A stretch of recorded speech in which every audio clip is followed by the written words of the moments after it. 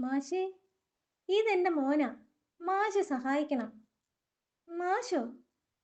എന്റെ പേര് സൂത്രനെന്നാ.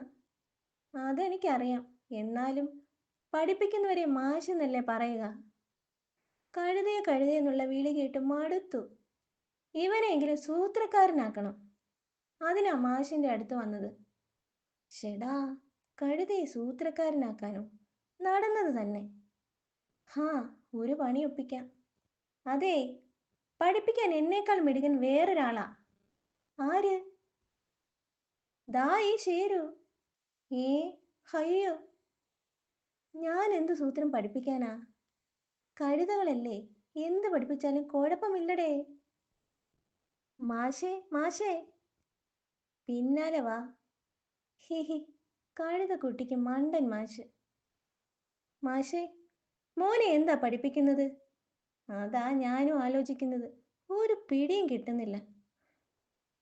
മോനെ, പോയി ഒരു വള്ളിയും കല്ലും എടുത്തോണ്ട് വാ. വള്ളിയും കല്ലും. ശരി മാഷേ. എന്തിനാ മാഷേ വള്ളിയും കല്ലും? ആ, അത് ആനയെ പിടിക്കാനുള്ള വിദ്യയാ.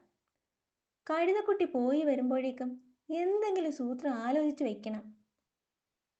മാഷേ, ദാ വള്ളി. കല്ലോ? കല്ല് വള്ളിയുടെ അറ്റത്തുണ്ട്. ഒറ്റ വലി വലിച്ചാൽ ഇങ്ങി പോരും. ഏ, മാറിക്കോ. ഭാഗ്യത്തിന് രക്ഷപ്പെട്ടു. ഇവറ്റകളെ ഒഴിവാക്കാൻ ഒരു സൂത്രമുണ്ട്. മിടുക്കൻ, മിടുമിടുക്കൻ. ഇത് തന്നെ ആനയെ പിടിക്കുന്ന വിദ്യ. ഏ, ആണോ? താഴെ കൂടി ആന പോകുമ്പോൾ ഇതുപോലെ കല്ല് കെട്ടി വലിക്കണം. ഈ മിടുക്കൻ ഇപ്പോഴേ മിടുക്കനാ.